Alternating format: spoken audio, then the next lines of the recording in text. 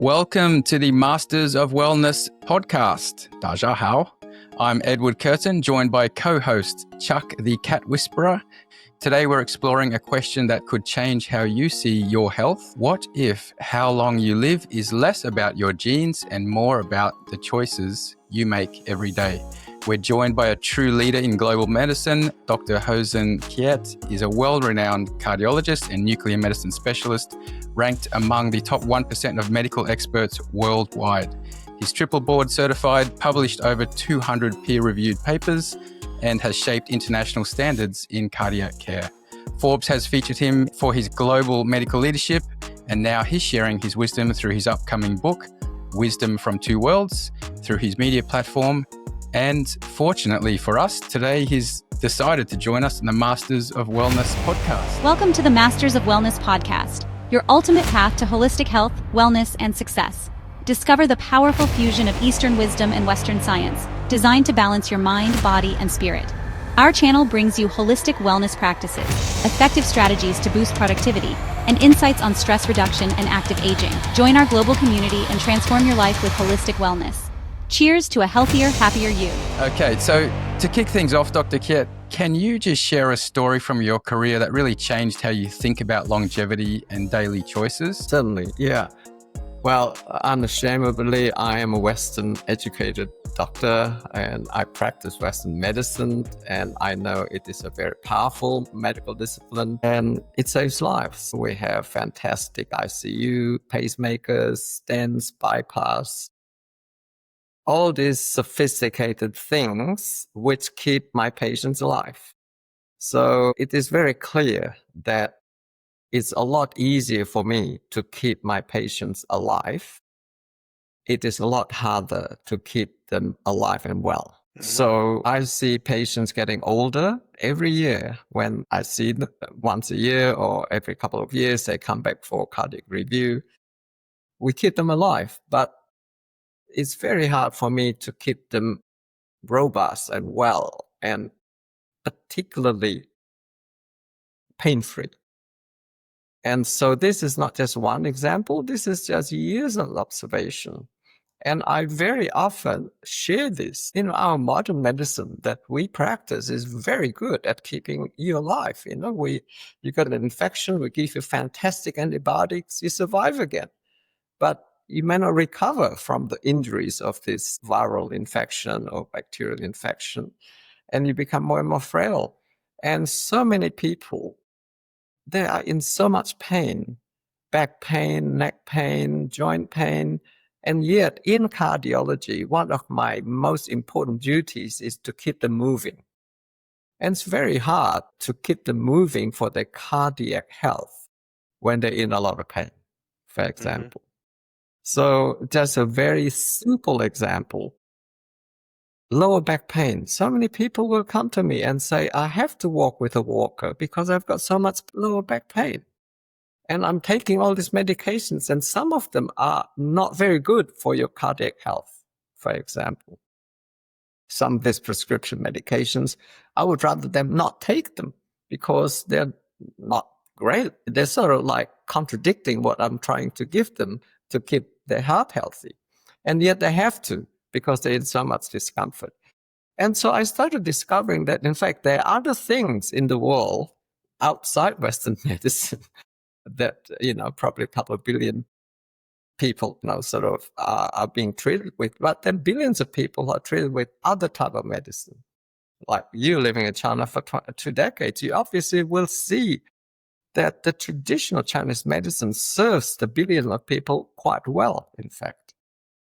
And yet we know nothing about it, very little.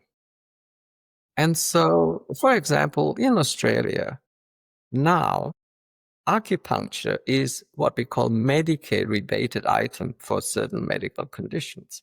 So there has been some recognition based on evidence that non-Western medicine or some of non-Western medicine could be incorporated into the vast medical armamentarium treatment plan for patients. And this particular patient I'm thinking of, I have to declare that I'm not endorsing or disendorsing, but she had acupuncture of her lower back. Well, she had acupuncture, and I don't even know where she had the needles, but her back pain went away and she walked again. And that's good news for me as a cardiologist because I want them to move. And so I don't care where the medicine comes from, as long as it serves them, I'm open to it, as long as the evidence behind them is good. And that's how I started looking at preventative medicine outside Western medicine. I feel Western medicine is very good for acute things, acute heart attacks, for example. I can save lives there by putting a stent in. But if they have got chronic illness, very often we're just not that good at it. Dr. Kiat, there's a lot of information out there regarding longevity. How do we navigate our way through the information that's out there? Yeah, the platform for longevity is absolutely worked out and clear. The first one is obviously nutrition and the eating habits. So that's what we call the essential component of longevity strategy. The reason is you don't eat, you die. You don't drink, you die. Essential. You may not want to do anything else. There's only two things you need to do to survive. One is to eat something and drink something, and maybe the way you eat it. And the second one is to rest. The other three promote living longer, but not like you wouldn't die if you don't do them. One is movement, which I feel is the most bang for the buck for good health. And one is connection. And one is purpose. So these five are linked together. Obviously, they're interlinking, no doubt about it. But if you do them well for each of these five components in life, it shouldn't cost you too much money and you should be able to live well. So we can dissect that one by one, but these are the main five strategy components that we know will promote longevity if you address them properly in each one of them. So let's just go through that list of five again, just to clarify. So the first one that we have worked out, and I'm sure that this will align with East or West or traditional or modern medicine, is nutrition, food, drinks, water, coffee. We don't have to argue about any of this because you have to eat something to survive. And the better you eat, the more likely you remain healthy. The more healthy you are, the more likely you live longer. And again, it doesn't have to be expensive. It just has to be healthy. Now, the working out of how healthy it is like a spectrum. One spectrum is whole food, plant-based, probably largely raw, if you can, if it is available, organic. So these are on one spectrum. And the other spectrum is obviously, say, double cheeseburger, lunch, breakfast, and dinner. And most of us really swing somewhere, either here, there, or there. And a lot of people who travel a lot will swing a lot more because they don't have a choice. But most of us have the ability to say, I want to stay in this range. I want to be whole food, plant-based, rainbow color plate at least 4 days a week. That's your choice. Or 7 days a week. That's your choice. Okay. And therefore this knowledge and this empowerment will give people a choice that where do they want to swing? Where do they want to stay? The second part of eating is, of course, how you eat. You can have excess calorie every day and end up gaining weight. Can. Even if you have whole food plant-based, you still can consume 4,000 calories, yet you spend 2,000 calories. No doubt about it. Okay. And how you organize your eating habits. Are you going to give your body a rest by sort of not eating 12 hours, 16 hours a day so that it gives your cells energy to repair themselves and recover? Or you want to eat every 2 hours? There is no objective way of saying that 3 meals a day is evolutionary, for example. Not at all, in fact, because all mammals don't have regular eating habits. They just eat when they can.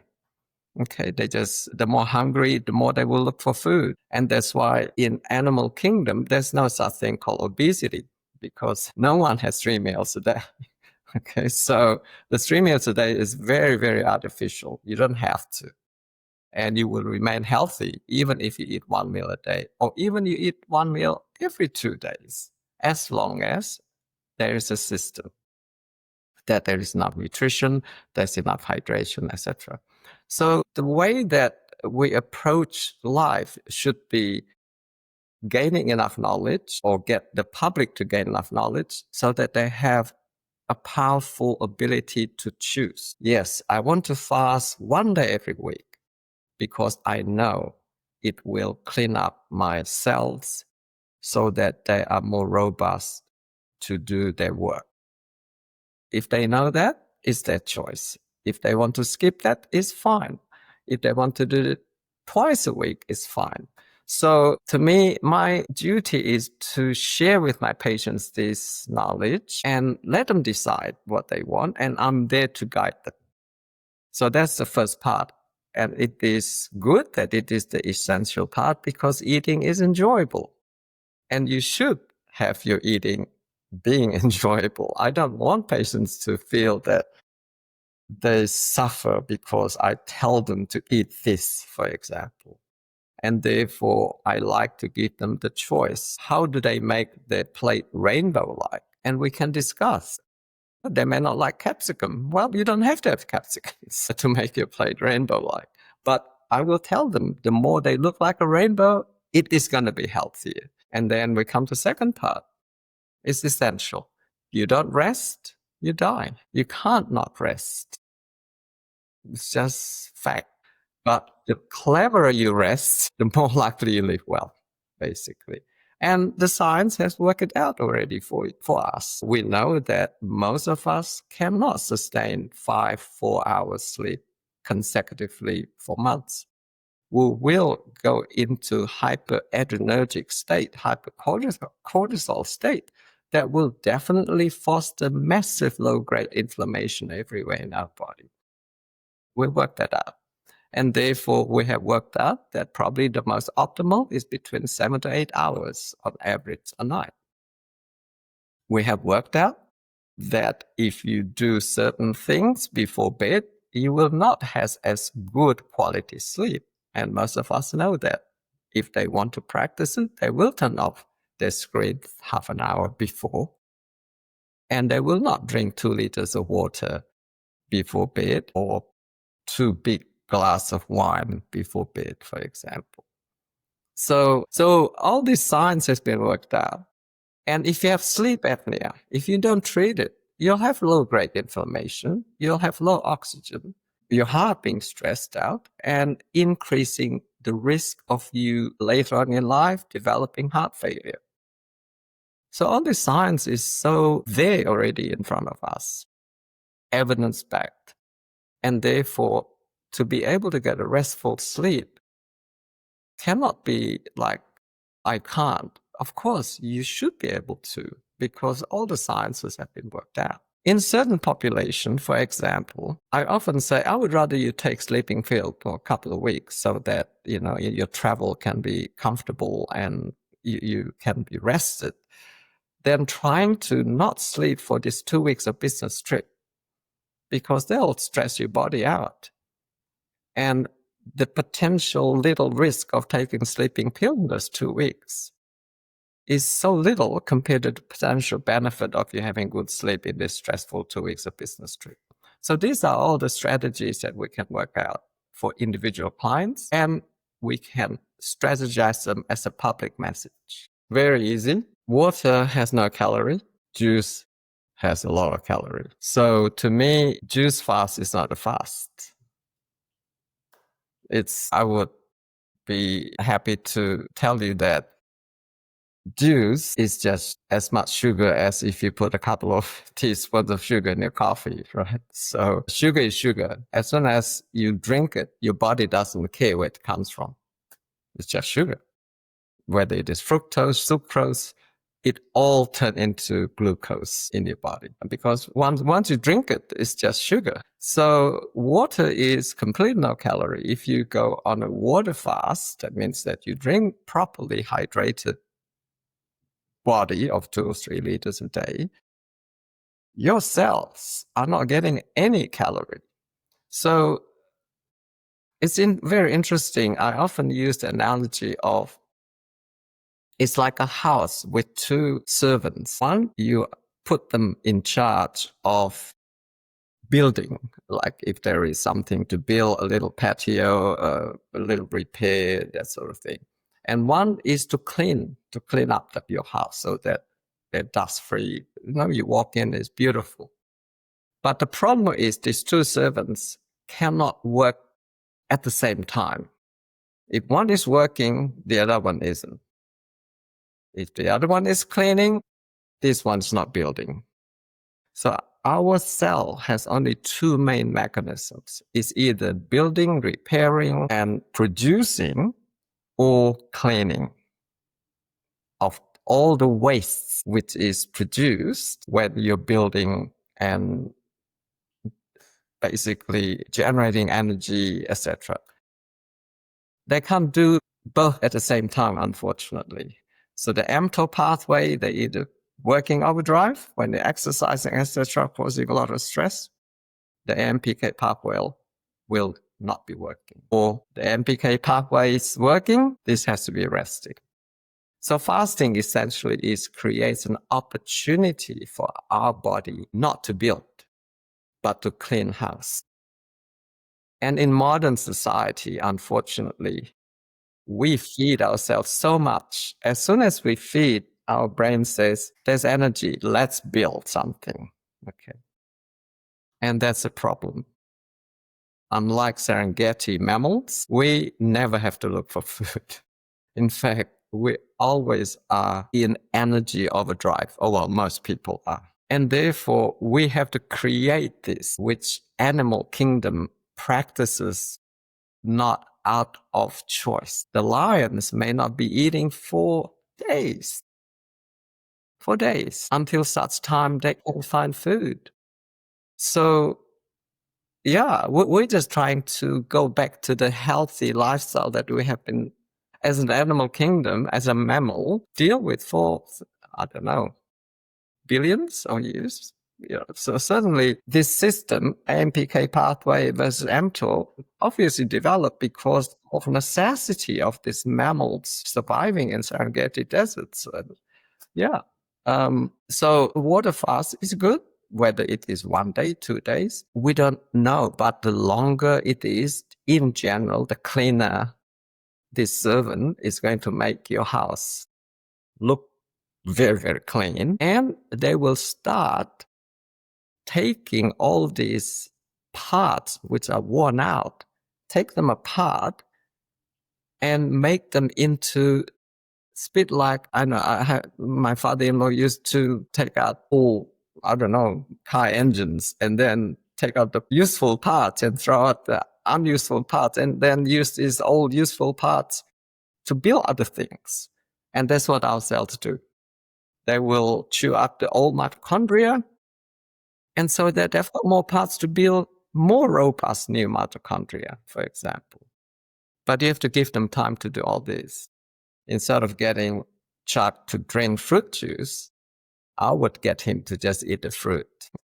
It will make your muscles of your intestines work more, but that's not a bad thing. It will burn more calories for you, for example. Okay, and it will train your colon to be healthier because of the peristaltic movements that they have to. The one thing about water fast is sometimes your peristaltic movements of your intestines resting so long that when you start eating again, you feel terrible because they temporarily forget how to digest, okay, how to move these foods. Yeah. And usually, of course, you recover just like with, there's memory, they just come back. But initially, once you start eating food, you almost feel nauseous because your gut's forgotten how to contract, basically. A hot topic I mentioned at the beginning was about coffee drinking, and it kind of ties into our the first two out of the five things that you mentioned, nutrition and sleep. Give us your take on coffee. Good, bad for our hearts? Is it going to help us live longer? Yeah. What's the good news or the bad news, brother? Yes, interesting. Let me just share you. Erin put my videos on Little Red Book. You obviously know very well. Yep. Yep. And in that episode, I said, this is my liquid gold. Every day I drink my liquid gold, and it went viral. In just one episode, it's got like 280,000 views. So, I think it is a liquid gold because it is one of the very few drinks that give you hundreds of antioxidants that help to regulate your sugar, that make me alert and awake. And that caffeine, in fact, has been associated in the long term, based on current data, lower incidence of Parkinson's, for example. And it's that stimulating effect, a short-term stimulating effect that you, as soon as you hit this caffeine. So what's the downside? Well, we haven't found many or any, really, except if you sort of very sensitive to coffee. Of course, you can keep diluting it until you can keep putting water, like I love my double espresso. Yeah. But the key here is that coffee is coffee. When I say I drink coffee, it doesn't mean I drink coffee with milk, or it doesn't mean I drink coffee with sugar, or it doesn't mean I drink coffee with soy milk. It's just coffee. Okay. And so I often have to elaborate this. That when I say coffee is good, it means coffee. It doesn't mean coffee plus something else. Wow, that's great news. Okay, let's look at number 3 now. So we've got nutrition, we've got rest. What's after that?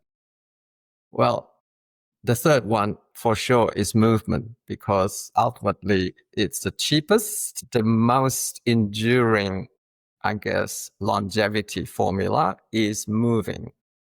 I literally say, even if you fidget, it's better than you don't fidget. Again, our body is programmed. As soon as we start moving, the brain starts working to make sure that you're safe.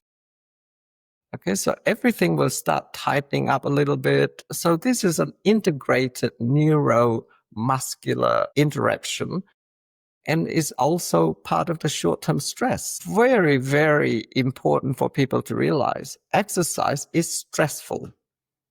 Okay, but it is short-term stress. When I exercise, my blood pressure goes up, my heart rate goes up. It's bad. Blood pressure goes up, but it is short-term stress, because that short-term stress makes my body more resilient, so that for a long time after exercise, the repair system is so much more robust. They are awakened, basically. When you stop exercising, then the repair system will work so much better, because they realize that it's very key for them to repair, because the boss may exercise again the next day. So I have to repair all these little tears in the muscles. I have to make sure that I repair them. And that creates this resilience of your cellular repair system. And there's absolutely no doubt exercise induces what we call ROS, which is the oxidative production of toxins in the body. But again, it's very good, because it is a condition, what we call hormesis. That means that a little bit of poison, in fact, awakens your repair system to make it so that your cells are more robust. Yeah. Now, this is coming back to the first one. A lot of people don't realize that the foods that we eat, a lot of them are what we call mild stressors. So the cruciferous, like broccoli, for example, the sulforaphane in broccoli, in fact, induces inflammation in our cells. That's why they produce a lot more antioxidants. So they're in fact mild pro-oxidants. Okay, yeah. And so the sulfur group vegetables like onions, garlic, and so on, they elicit the gallic acid, EGCG. They're all, in fact, mild pro-oxidants. They produce mild inflammation. mild peroxidation in the body, in the cells. But that in turn awakens the antioxidant production system, increases glutathione in your cells, etc. Yeah, so the stressors come from food, come from exercise, and they just make our cells more resilient, basically, because this hormesis means that a small amount of damage, in fact, makes you stronger. Dr. Kenneth Cooper from Cooper Aerobics in Dallas, Texas, he's one of the foundational professors and scientists that proved exercise is medicine, the benefits of it. I met him about 15 years ago. He's now 94 years old. And I remember when he was 83, he came over to China and he was sitting on stage. We had two special guests. One was Dr. Cooper, 83 years old, a proponent of exercise as a form of medicine, watch what you eat, generally living a healthy lifestyle. Also on the stage, we had a Buddhist monk, vegetarian eating, very little movement, mindfulness, meditation, breath work, living a very chill and very quiet life. Dr. Cooper stressing his body through cardio and strength and stretching exercise to keep his body active. 2 years later, the Buddhist monk passed away from heart disease.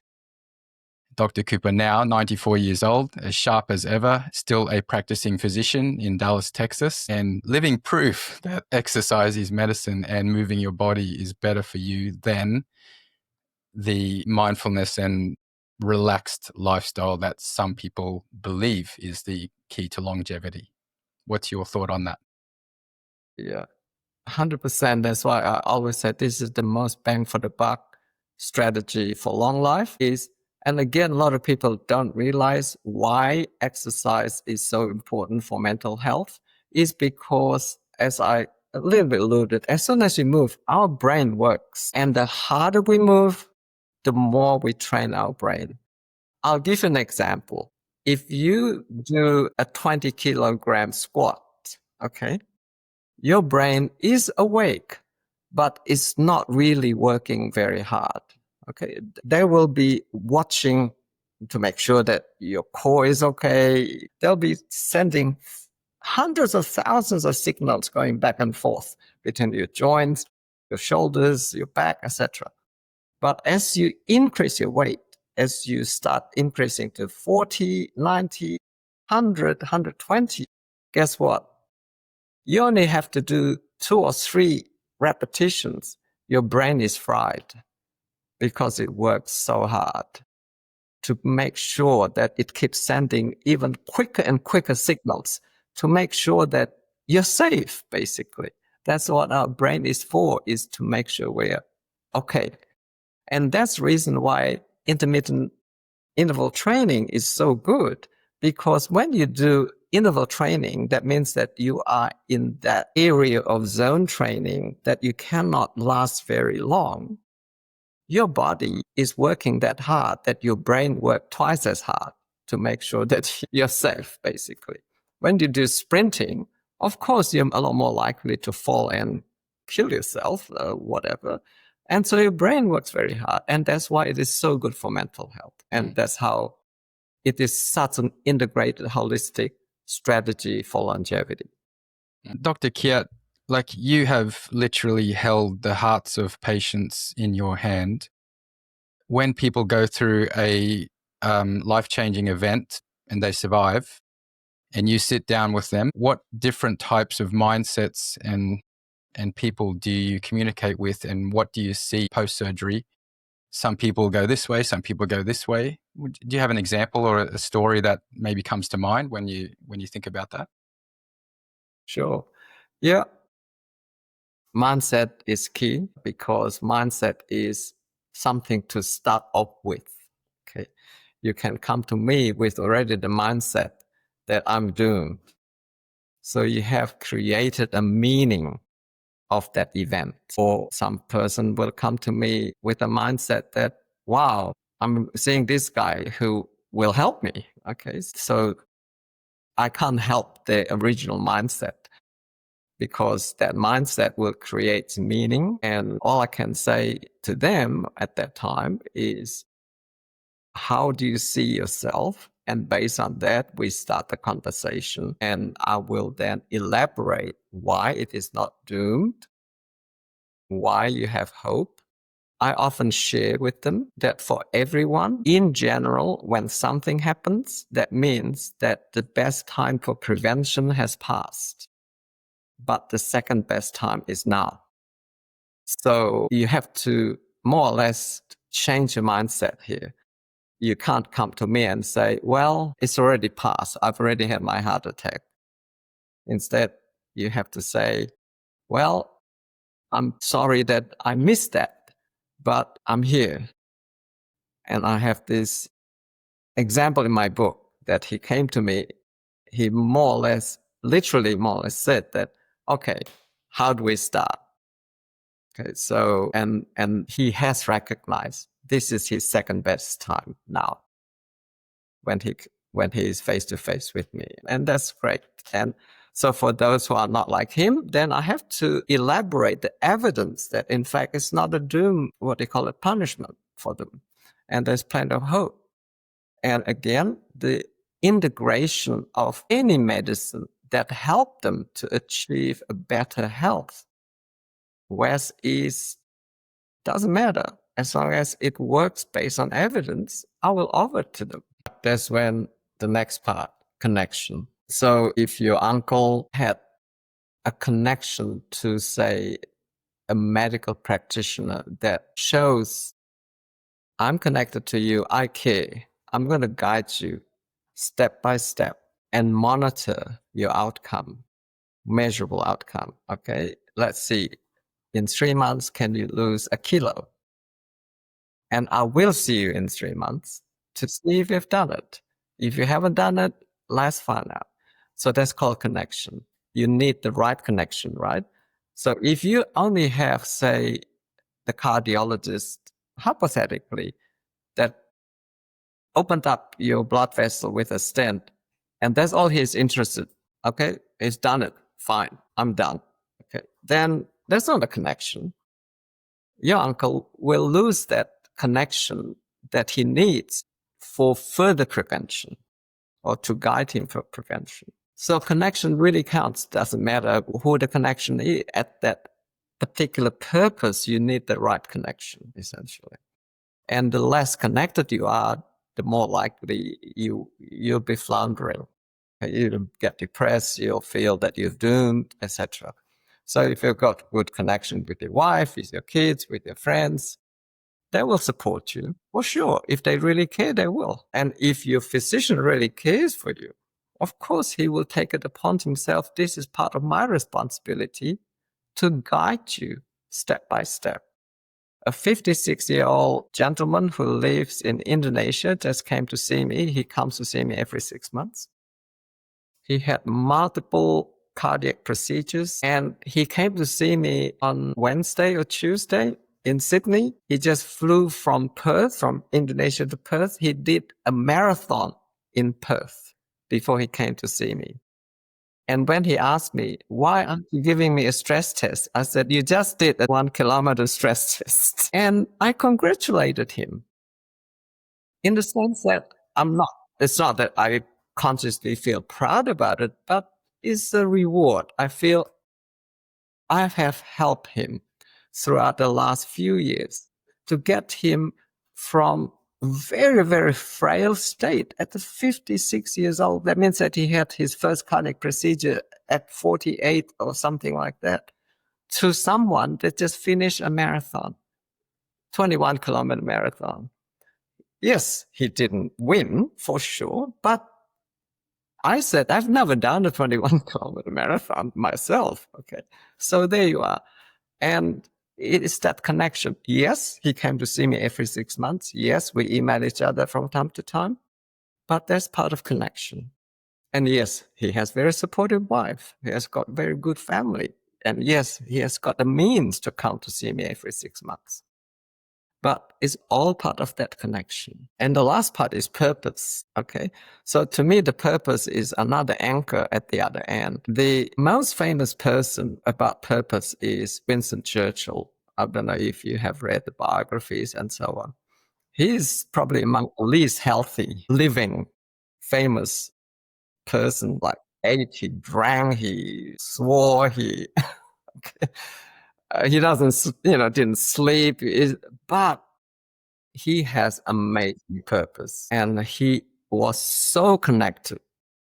He was always connected. He would probably speak to 30 people a day, 40 people a day, argued, etc. So this is someone that ate bad, slept bad, not moving, lived till 90.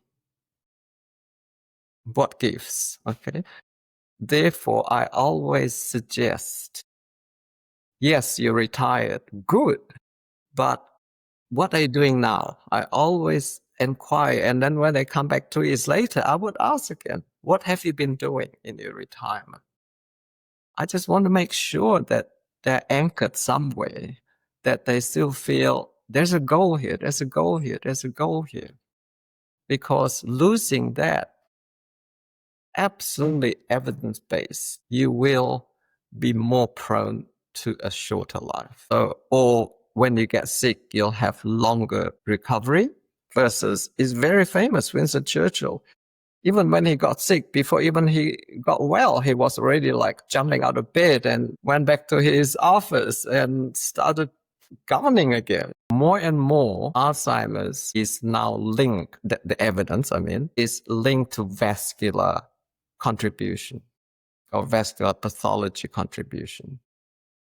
It's getting stronger and stronger. The first time I look into this, because I'm a cardiologist, but the first time I looked into this was a Professor Johnson Stone from Sydney University. He is a world famous professor of physiology and very world famous in photobiomodulation or laser therapy. And he sort of said that laser helps activity in the brain, etc.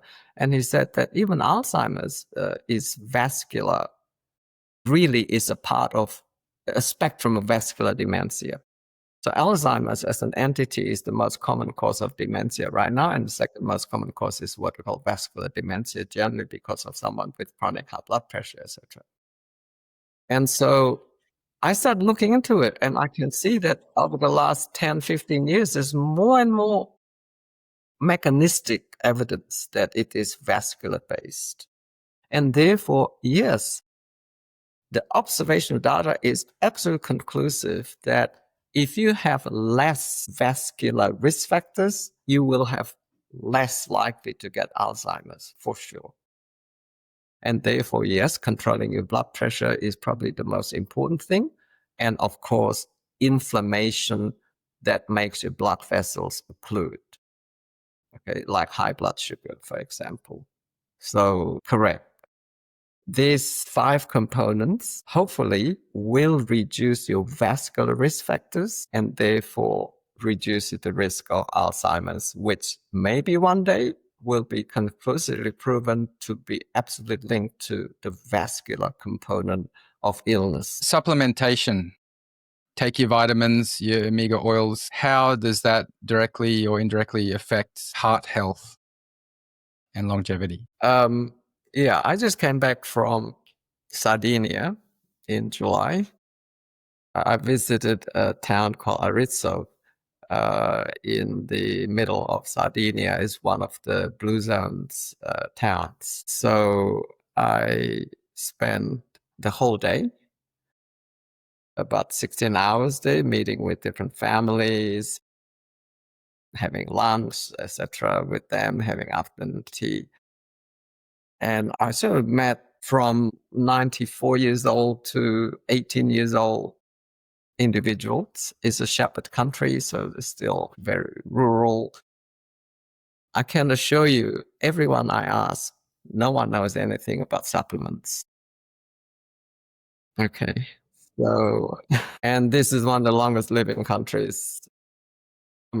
Countries means countryside region, out of the blue zones. Yeah. So yes, I'm glad it is called supplement because it is a supplement. Yes, absolutely true that our lifestyle sometimes may benefit from supplements, okay, because our lifestyle may not be as holistic. People who live there, they're so connected. Neighbors come and go. Nothing is too stressful, especially because they're Italians. So everything is okay, no issues. And they have good sleep. They don't have much pollution. It's 800 meter above sea level. Yeah. And then they eat whole foods all the time, right? There's no processed foods here. They grind their own meals. It's crazy. There's a lot of these things that I had to help them out, basically. Yeah. We live in a different world. Well, whatever, 3 billion people live in a different world to them. And therefore, this is where sometimes supplements may help. Okay. Now, all these longevity formulas, of course, I cannot dismiss them. In theory, on experimental basis, they could prolong life, and a man and sure, because ultimately, on experimental basis, conclusively proven they can improve longevity of the animals they study. What does a typical day look like for you? Like, are you an early riser, a late sleeper? Do you take time during the day to do things that are non-negotiables, for example? Yeah. No, there's nothing non-negotiable to me because my day is very fluid. And when I see patients, I guess it's non-negotiable because they're all booked months ahead. So yeah, I see patients about 2.5 days a week. When I see patients in those 2.5 days, it's like 16, 18-hour day. Very, very long. Yeah. And by the time you finish the patients, you do the reporting, the test reports, the dictations, and the type, all those things will be, yeah. So I'll be at work before 8 and I'll leave work after 8. And then by the time I catch the metro, walk, etc., there'll be a long day. Other days, I'll be doing my research, writing, and last 2.5 months, social media with Erin. And it's been a big learning curve for me and lots of learning about social media. And I try minimum 4 hours of exercise. And I generally, other than walking to and from my metro, I generally would do that unless I've got a special meeting that I have to drive.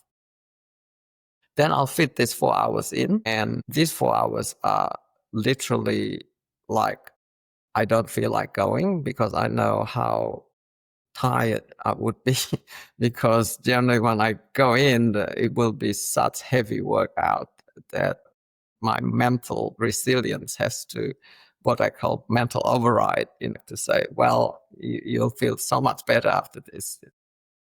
Yeah. And so I work with a PT if I can, when I can. When I was a fitness trainer, so I used to do personal training many years ago. And one time I had a client come to me. He was an overweight, middle-aged gentleman, lack of discipline of any sort. And obviously, the first time we chat with someone, we sit down and we talk about their goals and timelines and things like that. I asked him, what would you like to achieve? So he had some weight loss goals. I said, what are you prepared to do to achieve that goal by that certain date? And he said, I'm not prepared to do anything except come to see you once a week. That's it. And compared to what he had been doing for the last 10 years, that's a positive step, right? I said, congratulations, fantastic. I will be here for you every single week. Now, this guy, just to highlight his lack of discipline, he moved to an apartment that had a McDonald's on one side, a KFC on the other corner, and a Pizza Hut over there, just so he wouldn't have to travel far to get his favorite food. Like, for convenience, he moved specifically to be close to fast food. His fridge was a nightmare. What you'd see in there was the leftover. Actually, I said to him one day, hey, buddy, you should try to add some more variety into your food. He said, what are you talking about? Yesterday, I had KFC for breakfast and I had McDonald's for lunch. Today, I had McDonald's for breakfast and KFC for lunch. I changed the order. That's your variety right there. So he was a character. But we kept at it. Weeks and weeks, months and months. He kept to his promise to come and see me. We'd do very, very simple, basic exercise just to keep him moving. And one day he invited me over to his apartment. He said, come over to my place. I want to show you something. And I went over there. This is at least 6 or 7 months later. He opened the fridge. He said, check it out. And inside his fridge, he had vegetables, he had juice, he had milk, he had like all of the healthy things. In his cupboards, all of the junk food was gone. He had made his own decision to change those things. Now, I never preached or criticized or told him, you should do this, you should eat that, you should not do this, you should not do that. Because I just promised I'd be there for him every week to take care of his exercise. And then he made his own choices after that. Later on, he'd given up smoking. And then the biggest one was one day he said, Ed, guess what? I moved my home. What? He said, yeah, I moved far away into the suburbs so that I'm nowhere near the fast food that is the temptation for me. And what this taught me was that, number one, if someone is prepared to make any small step, then take that. Okay, we're going to work with that. And then we'll see what happens as time goes on. But what I really, really discovered was my job as a trainer, obviously connection is very, very important. Being there, keeping them accountable to showing up and to the goals, but just keeping them moving, because something happens to you physiologically and emotionally and mentally when you are doing exercise. Something positive happens. After you go to the gym and you've done your workout, how do you feel? I've never met a person in my life after walking out of the gym, they say, oh, I feel like shit. No, there's always like that positive feeling. And then that positive feeling carries over to when they leave the gym and go to Woolworths or to Coles, to the supermarket, they tend to make a healthier choice at that moment because that motivation, that positive energy is high. So then the movement and the proactive feeling is there, and then it carries over to their decisions to what they're going to eat for the rest of the day. So this was a really, really powerful lesson to me, that realizing just by dropping that pebble in the pond and that little ripple effect of slowly creeping out, just keep at it and you will be amazed at the results that come later. Now, fast forward 2 to 3 years later, this guy is super fit. He'd given up all of the things that were not good for him. He had a new relationship. He was positive. He looked buff and his life had changed. And he said to me, thank you for saving my life. And I'm like, what do you mean? He said, thank you for saving my life. Before I came to see you, I was suicidal and I didn't think I had anything to live for. But you kept your promise and were there for me every week when I showed up. And that's what I needed. And so you never know what small ripple effect you may have on a person's life. And certainly in your position, doctor, not only the people that you're working with, but the families of those people, the people that love them. How many lives have you changed and influenced in a positive way by what you do? So I think we can never underestimate the power of what we're doing if we're proactively out there in the universe, putting positive energy and helping people. I'm sure that's what you've done with this client of yours, Ed, that you have imbibed your knowledge. You may not even be aware you're saying it. You will be talking maybe to him about carrots one day. But as a PT, you always had this conversation, and this is called imbibing knowledge to him, imparting this knowledge that you have. And then you would have been giving him, no doubt, micro goals as he comes every week. And that creates gradually micro goal purposes.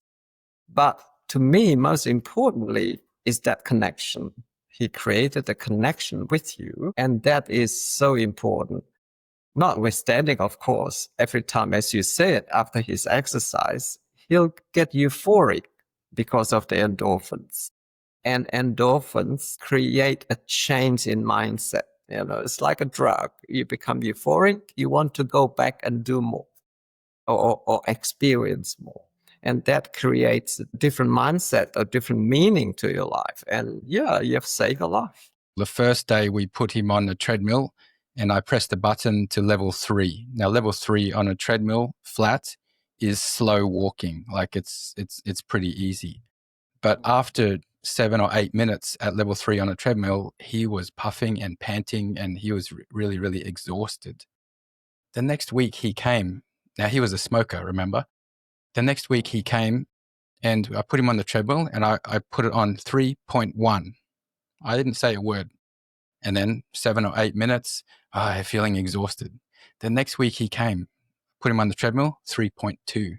I never said a word, but every week I would see him eyeballing the machine, and he knew what was going on. He knew it's not going to get any easier. This is going to keep happening. Now, later on, when he told me that he's reduced smoking and finally quit smoking, I said, what was the catalyst for you to stop smoking? He said, it was that bloody treadmill. Every week I saw that number going up 0.1. I knew it wasn't going to get easier, and I knew why it was difficult for me. So sometimes just those things that you don't need to talk about, but people can work it out what's going on. And my advice for anyone listening or watching our podcast is, it doesn't matter where you are right now or how difficult or huge that mountain appears to look or to feel from where you are to where you probably should be for longevity. Just start with that tiny, tiny little step, right? Even 0.1% will make a difference if you do it today and then tomorrow and so on. That's what I mean by micro goals, because it's a lot easier if the goal is forward but small enough for the person not to feel defeated. And as long as the direction is in the right direction, it doesn't matter. As long as that micro goals moving in the correct direction. Yeah. Yeah, absolutely. The name of your book is called Two Worlds. Can you tell us about the title and tell us about that book, and when can we expect to be able to read it?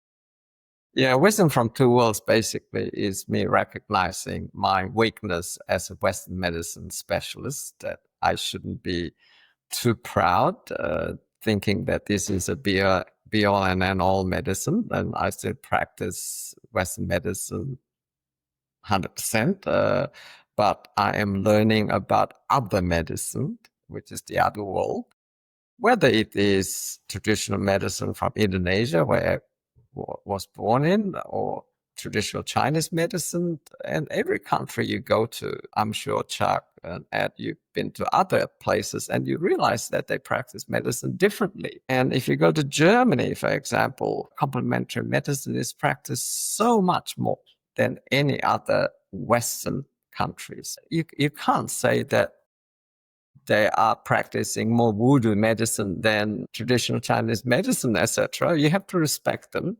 You have them to look for, why are they practicing that way? What is the evidence behind it? Can I help to get evidence for things that I think works? So that's where the wisdom from two worlds come from. And to me, it is a journey to living better, because by living better in general, if you are healthy, you live longer. And so the focus really should be keeping ourselves full of vitality, healthy. And that's the difference between not disease or disease free versus good health. Good health should have the word vitality in it. And vitality generally means that you need some of this connection and purpose, not just not sick. And if you do that, chances are you live longer. And coming back to full circle, yes, it is well proven genetics plays 20-25% of your good health or bad health in a sense. And the epigenetics play the rest until probably around 80, where genetics will play a more important role in how long you're going to live. So for all intent and purposes, most of our life really is governed by what we do or expose ourselves to than what we were born with. And that is good news for most of the people that are tuning in, that we don't necessarily need to rely on fate to how long we're going to live. A lot of that control is in our own hands as well. So that's really inspiring and positive. It's absolutely undeniable that until about 80, 75 to 85 is 20 to 25% genetics, and the rest is the epigenetics of what we do, how we reprogram our DNAs. The biggest golden nugget I got out of this is that there's two servants, one to build your body and you rebuild your cells, and then the other to clean it. And the juicing ain't going to help you clean it, but the water fasting will. That was perfect timing in my life right now, as I was about to go attempt to clean my cells with juice, but I'm going to do the water fast. So thank you. Perfect timing for myself. So many other great nuggets that I think are going to apply to so many people. So thank you so much for being here again. And I look forward to reading your book when it comes out. Just one last thing, that what you said just proves that evolution has taught us multitasking doesn't work. Okay, you just have to focus on doing one thing and then you do the next. And evolution has taught every single one of ourselves to do that. I think you guys are doing great work, and good luck with your programs, Chuck. And probably try a bit of water fasting. Yeah. So what we know is that you can survive without food for up to 2-3 weeks. Okay. Not well, but you can. Can't survive without water more than a few days. Interesting. Absolutely. I heard a phrase once that said, "We are all only 2 minutes away from death, but every time we take a breath, we reset the clock." Don't take everything too seriously. And like you said, Dr. Kiat, strive to make your life enjoyable while we have the opportunity. 100%. Yeah. So a quick recap of the 5 steps for longevity based on what we talked about today. So obviously nutrition. So try to focus on more healthy things going into your body. Get rest. Aim for 7 to 8 hours of good quality sleep per night. And I guess you would agree to say to keep that kind of consistent. So try to have a similar go to bed time and wake up time each day so that your body gets used to that rhythm. Number 3 is movement. Exercise. As a fitness professional, make your body stronger through strength training, make your heart stronger through cardiovascular training, and keep your muscles flexible for mobility. Those 3 things, break down very simple, will help your body physically to be healthy. Number 4 is connection with people and just communicating.